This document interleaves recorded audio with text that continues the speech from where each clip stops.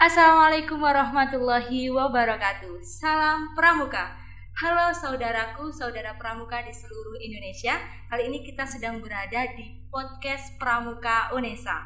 Bersama saya Putri Dia Lestari selaku host yang akan ditemani oleh narasumber kita yang sangat luar biasa, Kak Gofur. Tepuk tangan buat Kak Gofur. Tepuk tangan dong Kak. Oke. Ya, terima kasih. Bagaimana kabarnya Kak Gofur? Alhamdulillah luar biasa. Gini nih sob, Kak Gofur ini kita datengin jauh-jauh pas panasnya Surabaya lagi kentang-kentang dari Lamongan langsung di studio podcastnya Pramuka Unesa. Keren banget, keren cadas. Alhamdulillah sekarang kabarnya Kak Gofur lagi baik. Ngomong-ngomong nih Kak, waktunya pandemi seperti ini, kesibukannya sekarang Kak Gofur ngapain aja sih? Ya kalau pandemi ya semuanya sibuk ya. Sibuk itu kan kepanjangan dari sidik-sidik bubuk, sedikit-sedikit bubuk. Oke. Mantap sekali. Tapi sebenarnya udah itu ya. Jadi kesibukan setiap orang saya rasa memiliki kesibukannya masing-masing. Jadi sibuk itu sangat subjektif ya, subjektif. Kita sedang ngopi itu juga bisa dibilang kesibukan. Nah, tapi kalau berkenan dengan saya, sekarang ini kesibukan dari jam berapa sampai jam berapa? Jam aktif kerja lah Kak. Saya nggak mungkin nanya kalau malam pasti tidur kan. Kecuali kalau bulu kelawar pasti malam hari. Ya, jadi gini. Kalau kesibukan di jam-jam kerja, ya alhamdulillah di masa pandemi ini saya bergabung bersama channel Kak Yatno Bintang. Jadi di situ mengelola channel dari Kak Yatno Bintang mulai dari sisi isi. Jadi nanti Kak Yatno sekiranya mau menampilkan apa dan sebagainya. Selain itu juga diberi wewenang langsung untuk menangani channel yang lain dari Kak Yatno Bintang itu ada channel Daun Pisang, Pisang Entertainment itu bergerak di bidang musik. Jadi bagi sobat-sobat semua, adik-adik semua Pramuka maupun kamu barangkali perlu subscribe untuk channel Daun Pisang Entertainment karena ini kebetulan channel ini masih baru dan sangat baru mulai 5 Juli. 5 Juli 2021. Belum ada 1 bulan kan. Ini khusus channel musik ya Kak? Iya, khusus untuk channel musik. Jadi cover musik tradisional, kemudian lagu-lagu lama, sedikit lagu baru, dan juga lagu produksi kami sendiri atau karya kami sendiri. Ini bandnya dari yang punya channel itu aja Pak? Mendatangkan dari luar juga Kak?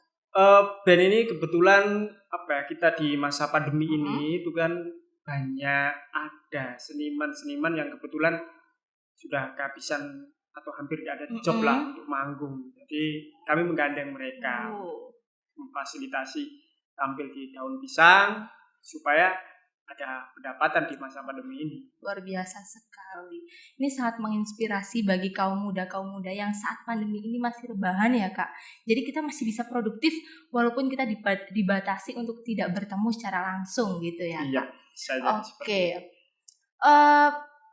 Berkaitan dengan tema kita kali ini terkait dengan konten kreator. Ini sangat match banget nih sama kesibukan dari Kak Gofur saat ini. Menurut Kakak, menurut Kakak nih Kak, konten kreator di mata Kakak itu apa sih? Apa ya konten kreator? Kalau rata-rata mengatakan konten kreator kalau mindset secara umum ya saat ini kalau saya lihat itu bahkan mungkin kamu sendiri. Kalau konten kreator itu pasti berkenaan dengan YouTuber. Mungkin kan seperti itu ya. Secara sempit gitu ya Kak. Secara umum lah, pandangan secara umum seperti itu. Tetapi pandangan yang demikian tidaklah keliru, hanya saja kurang tepat saja. Yang tepat gimana berarti? Kurang tepat. Artinya gini, sebenarnya konten kreator semua orang itu sebenarnya adalah konten kreator untuk kehidupannya masing-masing, untuk aktivitasnya masing-masing. Satu. Yang kedua yang membedakan adalah bisa disebut konten kreator itu apabila dirupakan dalam bentuk nyata.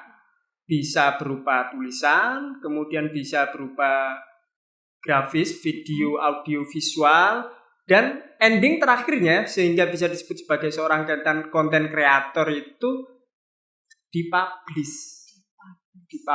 Intinya itu dipublikasikan. Oke. Berarti kalau gitu Kak Gofur ini juga merupakan konten kreator ya Kak? Ya bisa dibilang seperti itu. Jadi konten kreator itu nggak harus nampang di depan layar. Itu nggak harus nampang. Tapi orang yang membuat ide, merancang ide supaya itu bisa muncul di media massa, baik berupa elektronik, baik berupa digital maupun cetak, itu bisa juga dikategorikan sebagai konten kreator. Kalau yang tampil itu kan artisnya. Nah, seorang artis itu bisa jadi dia tidak konten kreator, bisa jadi dia juga konten kreator. Dan seorang konten kreator juga demikian, bisa menjadi artisnya sendiri, bisa jadi tidak. Oke. Kalau gitu nih Kak, saat pandemi seperti ini, menjadi seorang konten kreator, apa sih manfaatnya? Apa sih kayak feedback baiknya buat kita gitu? Masa pandemi, terus apa-apa serba susah, dibatasi, kita juga jarang keluar, apalagi sekarang masih PPKM. Apa untungnya menjadi seorang konten kreator? Bukan yang dalam lingkup secara umum semua orang adalah konten kreator ya Kak. Ya barangkali mereka yang dipublish itu tadi yang kata Kakak. Apa untungnya menurut Kakak? Sebenarnya ini bukan sebuah keuntungan ya, ini peluang yang diciptakan oleh sebuah kondisi bagi seorang konten kreator yang sebelumnya sudah ada, atau mungkin yang sudah memiliki bekal alias dasar dirinya itu adalah seorang konten kreator, atau bisa juga orang yang sudah biasa menggeluti dunia konten kreator itu sendiri. Taruhlah misalnya kita pramuka, kita sudah terbiasa sebenarnya dengan dunia konten kreator itu. Hal yang paling simpel itu ya ketika kita merancang kegiatan. Nah, saja ini kan kegiatan yang pramuka buat ini jarang yang terpublikasikan kan ya. Jadi ya nantilah kegiatan-kegiatan pramuka itu banyak dipublish, biar kalian tuh bisa disebut bener-bener konten kreator. Padahal sebenarnya udah konten kreator, hanya saja masih belum nampak karyanya berupa publish. Konten kreator itu kayaknya sangat dekat sekali dengan citra, kalau pencitraan gitu ya Kak. Ya, enggak juga sih. Jadi gini, kalau masalah keuntungan, kalau saat ini ya keuntungan itu banyak sekali. Mengapa demikian? Di masa pandemi ini semuanya secara tidak langsung kita sudah digiring pada yang namanya digital. Mau belanja digital lewat online, kemudian mau beli makan kita bisa pesan secara online, hiburan saat ini juga bisa secara online. Jadi untuk teman-teman pramuka yang biasa menghibur, ya lakukan hiburan melalui online. Ya manfaatkan sajalah media-media yang ada atau platform-platform yang ada seperti YouTube, Instagram, sekaligus Facebook. Ini menjadi privilege buat kita untuk jadi membranding nama gitu, Pramuka Unesa. Ya, konten kreator. Itu semua akan berjalan dengan sendirinya lah. Menarik sekali ini, pramuka dan konten kreator. Sekarang nih Kak, menurut Kakak menjadi seperti kita sekarang ini, seorang pramuka dan juga terkhususnya kalau misalnya saya ini kan tingkat mahasiswa Andega gitu, dimana menjadi seorang pramuka dan menjadi konten kreator yang baik untuk sekaligus membranding diri saya dan pramuka saya, bukan hanya saya tapi juga gugus depan saya, Pramuka Unesa. Menurut Kakak gimana? Apa yang harus lebih dahulu saya mulai gitu, dari mana kemana gitu, step-stepnya gitu Kak?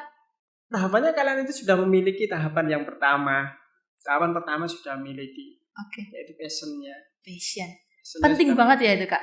Ya penting, karena ketika kita itu sudah sesuai dengan passion kita gitu ya, apapun seluk-beluk yang ada di situ pasti kita mengerti. Dari situ akan banyak hal sekali yang bisa kita explore. Ya kan, kita nggak akan susah. Apabila konten kreator tidak sesuai dengan passionnya, ini konten kreator sangat hebat karena dia akan banyak belajar di sana. Jadi nomor 1, ciptakan passionnya dulu. Ketika sudah mempunyai passionnya, ya sudah, explore dari situ. Mulailah membuat, segera buat karyanya. Nah, ketika sudah mulai ketemu passionnya, ya mulai berkarya. Kan gitu. Mulai berkarya. Kalau nggak mulai berkarya, ya secara otomatis kan nggak akan ada kan? Iya, benar banget. Nah, mulai berkarya dulu. Baru kemudian bisa kita publikasikan gitu. Publikasikan kan jelas, karya dan publikasi kan. Nah, berikutnya untuk menambah kualitas kita belajar juga. Oke. Kita belajar bumbu-bumbunya. Iya, kita belajar sedap. Lebih banyak. Kita belajar lebih banyak, kita lakukan evaluasi dan lain sebagainya tentang karya yang kita buat. Iya. Jadi nomor 1 adalah temukan passionnya, kemudian segera berkarya. Kemudian lakukan evaluasi terhadap karya kamu tersebut. Dengan belajar, dengan melakukan riset. Setelah itu ya jalin komunikasi, networking, jaringan ke yang lain. Kalau pramuka ini kan sudah memiliki dunianya sendiri. Sudah memiliki dunianya sendiri. Sudah memiliki pasarnya sendiri. Jadi nggak usah ragu. Soalnya gini juga nih Kak, berkaitan dengan masyarakat saat ini yang sukanya itu ngikut-ngikut gitu. Banyak sekali konten kreator di luar sana, kalau menurut saya pribadi, kayak mereka itu sekarang waktunya apa sih? Kayaknya sekarang masyarakat itu sukanya ASMR misalnya, terus mukbang misalnya, terus kayak apa yang biasanya plagiasi bukan Kak, yang bohong-bohongin itu Kak? Ngeprank gitu. Jadi tuh kayak konten kreator itu sekarang musimnya apa sih yang digemari masyarakat, terus dia bikinnya kayak gitu. Apa yang saat ini lagi musim, mereka bikin gitu. Atau kita menyesuaikan passion kita apa, terus kita explore dari situ, baiknya mana. Soalnya kalau kita misalnya passion saya nyanyi nih Kak, tapi masyarakat saat ini nggak tertarik dengan dunia musik misalnya. Nah itu baiknya gimana menurut Kakak? Sekarang begini, kamu kan suka nyanyi ya? Misalnya. Oh misalnya, saya kira suka nyanyi. Kalau suka nyanyi nggak apa-apa, nanti datang aja ke Daun Pisang Entertainment, barangkali bisa mengisi Daun Pisang Entertainment, jangan bisa lupa mengisi lagu kami ya. Oke. Jadi gini, ada beberapa madzhab sebenarnya untuk itu. Saya nggak berani mengatakan mana yang lebih baik dan mana yang lebih bagus, mana yang tidak. Tetapi kalau menurut pandangan saya secara pribadi, tetap pada passionnya masing-masing. Jangan ikut-ikutan pada apa yang sedang viral. Nah, kalau mengatakan konten kreator yang dia memang dengan passionnya itu malah perkembangannya lebih bagus daripada yang sedang viral. Jadi sesuatu yang sedang viral itu kalau di SEO-nya itu persaingannya sangat berat di hari itu. Kalau kita itu belum memiliki massa, belum punya followers, belum punya subscriber dan sebagainya, akan sulit. Tapi kalau sesuai dengan passion kita akan tetap menjalaninya itu dengan enjoy. Dengan enjoy. Kalau ya terus gimana Kak? Kita kan inginnya segera dapat penghasilan dan lain sebagainya. Bahkan sekarang tuh ada yang kayak kalau kita dulu bilang konten kreator, menjadi seorang kreator itu adalah hobi. Sekarang tuh malah ada yang kreator itu adalah pekerjaan. Nah, kalau kita ngomong penghasilan dan sebagainya, kembali lagi. Seorang konten kreator itu, tadi kan ada kita mengevaluasi kan, kemudian menjalin networking. Benar. Ketika jaringan kita itu luas, networking kita itu luas, insya Allah apa yang kita lakukan itu akan ada peminatnya sendiri. Dan akan mendatangkan dengan sendirinya. Jadi nggak usah mengikuti sesuatu yang kemudian sedang rame. Itu menurut saya. Tapi kalau mau melakukan itu ya nggak apa-apa. Hanya saja kalau untuk konten kreator yang masih baru dan baru memulai berat pakai banget. Kalau mau mengungkap sesuatu yang viral. Kenapa berat pakai banget? Ya karena kalian kan baru memulai. Gak ada yang kenal kalian. Meskipun kalian itu mau mengunggah sesuatu yang viral. Ini berapa banyak yang mengunggah sesuatu yang viral? Oh benar banget. Jadi kita gak harus jadi seperti apa yang orang jadi ya Kak. Justru ketika orang itu jadi apa, kita jadi apa dengan berbeda, kita bisa menunjukkan diri kita gitu ya Kak. Iya. Benar. Coba amati saja channel-channel yang bukan non-artis ya. Bukan non-artis. Terutama channel musik, channel anak-anak, channel olahraga, channel game. Kalau kita ngomong di YouTube ya, mereka kan nggak mengungkapkan sesuatu yang viral, alias viral secara umum. Tetapi sebenarnya di masing-masing bidang itu ada viralnya masing-masing. Taruhlah tentang pendidikan misalnya tentang pendidikan. apa yang ramai saat ini? Saat ini tentang pendidikan. Mungkin kalau misalnya saya ya Mas, sebagai mahasiswa berkaitan dengan akademik ya, pendidikan saat ini sedang terhambat karena adanya PPKM misalnya. Berarti sekarang pendidikan online misalnya. Iya, salah satunya pendidikan online kan. Iya. Ini kan viral sendiri di pendidikan online atau trafiknya tinggi. Kemudian kebijakan Mas Menteri Pendidikan apa? Merdeka Belajar sampai sekarang masih juga hangat itu kalaupun dibahas. Terus pramuka apa yang itu kan gitu sekarang? Oh gitu. Kalau pramuka sekarang ya kita mengikuti lah. Oke. Berapa banyak sih media digital atau di platform YouTube itu yang mengungkapkan tentang teknik membinanya secara online. Setelah itu panduan-panduan tentang latihan pramuka secara online. Berapa banyak? Banyak banget. Masa? Iya tuh. Iya Kak. Kurang banyak. Kalau saya pramuka itu kurang banyak medianya. Kurang banyak ya? Kurang banyak. Tapi emang beda ya Kak sama yang lainnya gitu. Soalnya gini Kak, mungkin kalau misalnya orang-orang itu tidak banyak mengikuti itu, kalau misalnya di grup saya sendiri, pramuka online saya ini sangat kesusahan sekali Kak dengan adanya pandemi kayak gini. Soalnya pramuka online saya itu kan pramuka itu kan learning by doing. Terus bagaimana kita doing dengan online kayak gini Kak? Ya sudah, ciptakanlah itu. Kalian itu pramuka, kita itu pramuka. Ciptakan, segera berkarya. Sudah apa namanya? Sudah mengakar itu. Jadi bagaimana learning biduingnya itu secara online. Gimana kita dapat value-nya pas waktunya online kayak gini? Iya. Aduh, susah banget nih PR. Ya saya. Bukan susah lah, belum dilakukan itu jangan bilang susah. Lakukan dulu aja, nanti pasti tahu kesusahannya seperti apa. Salah satu tip dan trik yang paling penting dalam menjadi konten kreator adalah segera berkarya. Segera berkarya. Pramuka itu semuanya memiliki bekal konten kreator, tetapi tidak semuanya segera berkarya. Publikasikan setelah itu. Ya, setelah dipublikasikan, evaluasi, cari relasi. Oke. Ya, evaluasi dan cari relasi. Kadang kita itu kan membuat, kemudian setelah kita lihat hasil kerjaan, oh iya ini kurang bagus ya, ini ya udahlah kita next. Berikutnya. Setelah itu jalin relasi sebanyak-banyaknya. Kuncinya itu adalah jalin relasi.